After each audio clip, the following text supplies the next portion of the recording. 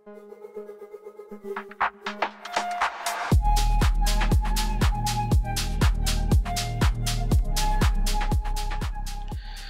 Everyone, welcome to our channel info circuit. সবাইকে আমাদের চ্যানেলে স্বাগত জানাচ্ছি। অনেকেই আমরা এফডিআর করতে চাই সেভিংসের জন্য, বাট কোন ব্যাংকে কত ইন্টারেস্ট আছে এইগুলো জানাটা আমাদের জন্য অনেক ক্ষেত্রেই জরুরি হয়ে পড়ে। একসাথে কম্পেয়ার করার জন্যে কোন ব্যাংকে আমরা সেভিংসটা করব সেটার জন্য এটা জানা খুবই জরুরি। সো আজকে আমরা যেটা নিয়ে এসেছি সেটা হচ্ছে কোন ব্যাংকের ফিক্সড ডিপোজিট রেট বা ফিক্সড ডিপোজিট ইন্টারেস্ট রেট কত, এটা সম্পর্কে বিস্তারিত বলবো। সকল ব্যাংকেরই কি অবস্থা আছে এটা আমরা বাংলাদেশ ব্যাংকের ওয়েবসাইট থেকে ডেটাটা নিয়েছি। সেখানে যে আপডেটেড ডেটাটা আছে সেই অনুযায়ী আমরা আজকে আপনাদের কাছে দেখাবো। এটা আপডেট দিয়েছে বাংলাদেশ ব্যাংকের ডেটাটা ডিসেম্বর 2024 বা ডিসেম্বর 2024 অনুযায়ী এই ডেটাটা দেওয়া আছে, এবং এই অনুযায়ী আমরা আপনাদেরকে বলবো যে বর্তমানে এই তারিখে বা এই ডিসেম্বর 2024 তারিখে কোন ব্যাংকের ইন্টারেস্ট রেট কী পরিমাণে আছে সেটা সম্পর্কে ডিটেলস। তো চলুন তাহলে দেখি। বাংলাদেশ ব্যাংকের ওয়েবসাইট থেকে ডেটাগুলো ফার্স্টে আমরা একটা এক্সেল শিটে নিয়েছি আপনাদের বোঝানোর সুবিধার্থে, যাতে আপনারা দেখেও এবং ভালো করে বুঝতে পারেন। সো আপনারা একটা শিট দেখতে পাচ্ছেন, এখানে আপনারা দেখবেন name of the banks,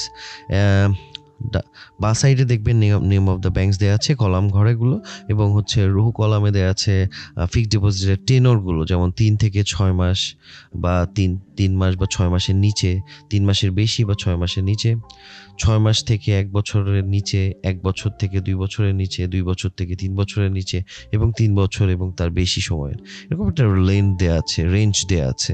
so আমরা ফার্স্টেই শুরু করি অগ্রণী ব্যাংক দিয়ে। এখানে দেখতে পাচ্ছেন অগ্রণী ব্যাংকের এখন বর্তমানে ফিক্সড ডিপোজিটের রেটে যেটা দেওয়া আছে ডেটা অনুযায়ী, বাংলাদেশ ব্যাংকের ডেটা অনুযায়ী এই যে ডিসেম্বর 2024 এর ডেটা অনুযায়ী আমরা যেটা পাচ্ছি সেটা হচ্ছে 8.62%।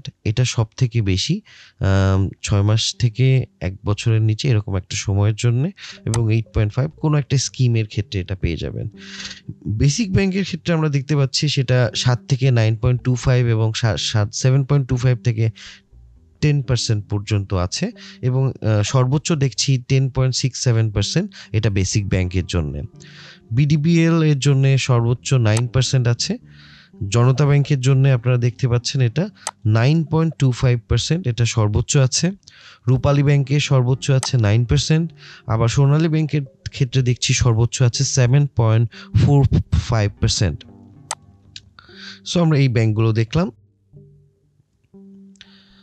নাও আমরা দেখতে পাচ্ছি বাংলাদেশ কৃষি ব্যাংকের ক্ষেত্রে এটা 9.25% ফিক্সড ডিপোজিট রেট।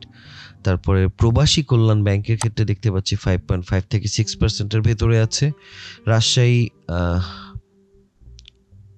কৃষি উন্নয়ন ব্যাংকের ক্ষেত্রে আমরা দেখতে পাচ্ছি এটা 5.95 থেকে 9% পর্যন্ত সর্বোচ্চ আছে। সো রাকুবের ক্ষেত্রে সর্বোচ্চ 9%।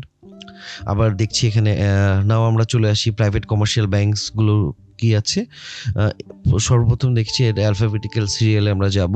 সর্বপ্রথমে আমরা দেখে নিচ্ছি এবি ব্যাংকের ক্ষেত্রে এটা বর্তমানে আছে 12%, মানে 12% সব ক্ষেত্রে। আল আরাফা ব্যাংকের ক্ষেত্রে আছে 10%। ব্যাংক এশিয়ার ক্ষেত্রে আছে সেটা 9.26% সর্বোচ্চ। বিসিবিএল এর ক্ষেত্রে আছে সেটা 11%। বেঙ্গল কমার্শিয়ালের ক্ষেত্রে আছে আমরা দেখতে পাচ্ছি 11%। ব্র্যাক ব্যাংকের সর্বোচ্চ আমরা এখানে দেখতে পাচ্ছি 10.75%, 9.5 থেকে 10.75%।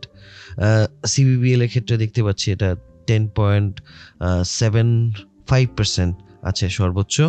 দেন আমরা সিটিজেন্সের ক্ষেত্রে দেখতে পাচ্ছি 12%। ঢাকা ব্যাংকের ক্ষেত্রে আমরা দেখতে পাচ্ছি 11.5%, এটা হচ্ছে আপনার সর্বোচ্চ 11.5% ঢাকা ব্যাংকের ক্ষেত্রে। ডাচ বাংলা ব্যাংকের ক্ষেত্রে আমরা দেখতে পাচ্ছি এটা 7.20% সর্বোচ্চ দিচ্ছেন। ইবিএল এর ক্ষেত্রে বা ইস্টার্ন ব্যাংক লিমিটেডের ক্ষেত্রে আমরা দেখতে পাচ্ছি 10% সর্বোচ্চ ওনারা দিচ্ছেন।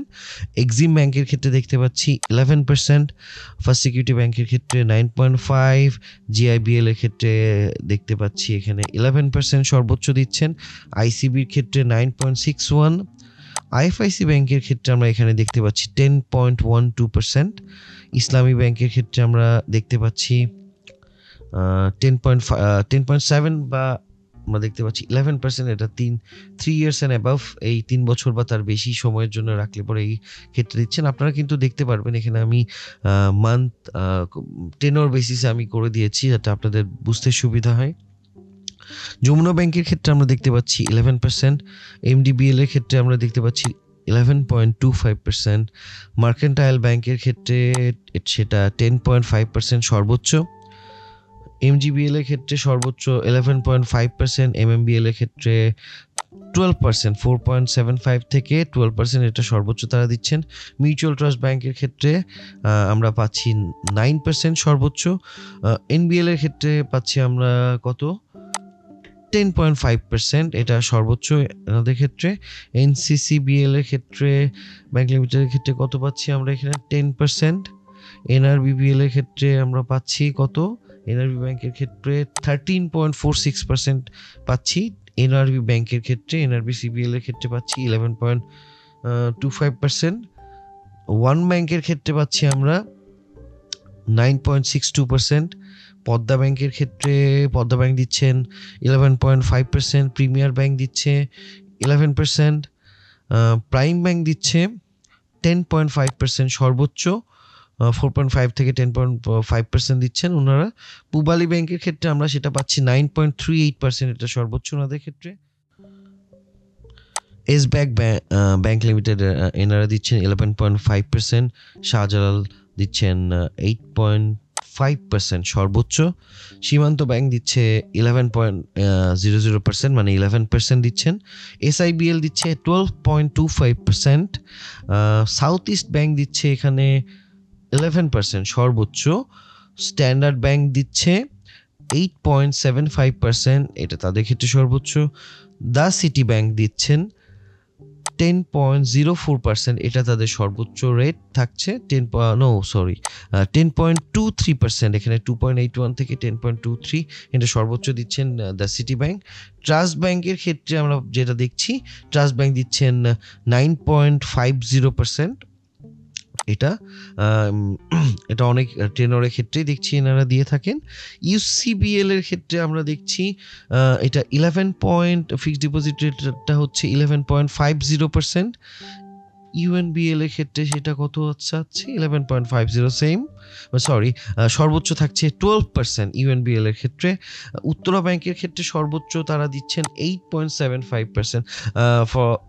ফর ইউর কাইন্ড নোট, আমি এই এক্সেল ফাইলটা আমার ডিসক্রিপশনে পেয়ে যাবেন আপনাদের দেখার সুবিধার্থে, এবং বাংলাদেশ ব্যাংকের যে লিঙ্ক থেকে আমি বা যে ডেটাবেস থেকে আমি এই ডেটাগুলো সংগ্রহ করেছি সেই লিঙ্কটাও আমি ডিসক্রিপশনে দিয়ে রাখবো, আপনারা যাতে ওখান থেকেও দেখে নিতে পারবেন, এবং আপনাদের সুবিধার্থে এই এক্সেল ফাইলটাও আমি ডিসক্রিপশন লিঙ্কে দিয়ে রাখবো এবং আপনারা এখান থেকে দেখে নিতে পারবেন। ফরেন ব্যাংকসগুলো আমরা এখন দেখি, ফরেন ব্যাংকসগুলোর কী অবস্থা আছে। আল ফালাহ ব্যাংক দিচ্ছেন 11.38%, 11.62% সর্বোচ্চ, সিটিএনএ দিচ্ছেন 8% maximum, commercial bank of Ceylon দিচ্ছেন 11.45% সর্বোচ্চ, হাবিব ব্যাংক দিচ্ছে 11.5%, এইচএসবিসি 6.5%, এনবিপি 9% দিচ্ছেন এনবিপি, এসবিআই দিচ্ছেন 9% সেম, স্ট্যান্ডার্ড ব্যাংক দিচ্ছেন 4% ম্যাক্স, উরি ব্যাংক দিচ্ছেন 6%, 3 to 6% উরি ব্যাংক দিচ্ছেন, এটা সর্বোচ্চ তাদের। একটা মানুষের সেভিংসের জন্য এই ইনফরমেশনগুলো খুবই গুরুত্বপূর্ণ, যে তিনি কোথায় রাখবেন বা কোন পার্সেন্টেজে রাখবেন বা কতদিনের জন্য রাখবেন। তো এই জিনিসটা আপনাদের অবশ্যই একটা জিনিস মাথায় রাখতে হবে, যে শুধুমাত্র ইন্টারেস্ট রেটটা ক্যালকুলেট করলেই যে, বা ইন্টারেস্ট রেটটা জানা থাকলেই বা ইন্টারেস্ট রেটটা বেশি যে ব্যাংক দিচ্ছে সেটার উপরে বেস করেই যে আপনি ইনভেস্ট করবেন তা নয়। সব কিছু চিন্তাভাবনা করেই কিন্তু ইনভেস্টমেন্ট করতে হবে, সেটা আপনার ব্যাংকের কারেন্ট কন্ডিশন সব কিছুই বাংলাদেশ ব্যাংক প্রতিনিয়তই পাবলিশ করে থাকেন, আপনারা নিউজ মিডিয়াতেও দেখতে পারবেন। সব কিছুর উপর বেসিস করেই আপনারা কিন্তু ইনভেস্টমেন্টের দিকে যাবেন যে কোনো ব্যাংকের ক্ষেত্রে। যে ইনফরমেশনগুলো রাইট নাও আমি এখানে দেখালাম সেটা বাংলাদেশ ব্যাংকের একটা ওয়েবসাইট থেকে নেওয়া হয়েছে এবং এই ওয়েবসাইটটার ডেসক্রিপশন আমি একটু আগেও বলেছি, এই ওয়েবসাইটটার লিঙ্কটা আমি ডেসক্রিপশনে দিয়ে দিব, এই ফাইলটাও আমি ডেসক্রিপশনে আপনাদের সুবিধার্থে দিয়ে দিব। তো নাও আমরা যেটা দেখব এই ওয়েবসাইটটা কোথায় আছে। আপনি স্ক্রিনে দেখতে পাচ্ছেন একটা ওয়েবসাইট দেখা যাচ্ছে, এই ওয়েবসাইটটা থেকেই আমরা এই সকল ডেটা কালেক্ট করেছি। লিঙ্কটা আপনারা ডেসক্রিপশনে, আবারও বলছি লিঙ্কটা আপনারা ডেসক্রিপশনে পেয়ে যাবেন। আশা করি আমাদের এই ইন্টারেস্ট রেট বা ফিক্সড ডিপোজিটের ইন্টারেস্ট রেট এখন বর্তমানে কোথায় কি আছে সেটার এক্সপ্লেনেশন আপনাদের কাছে ভালো লেগেছে। ভালো লেগে থাকলে অবশ্যই ভিডিওটি লাইক করুন এবং আমাদের চ্যানেলটি সাবস্ক্রাইব করুন। নেক্সট ভিডিওতে আরও ইনফরমেটিভ টপিক জানার জন্য আমাদের চ্যানেল সাবস্ক্রাইব করে আমাদের সাথেই থাকুন।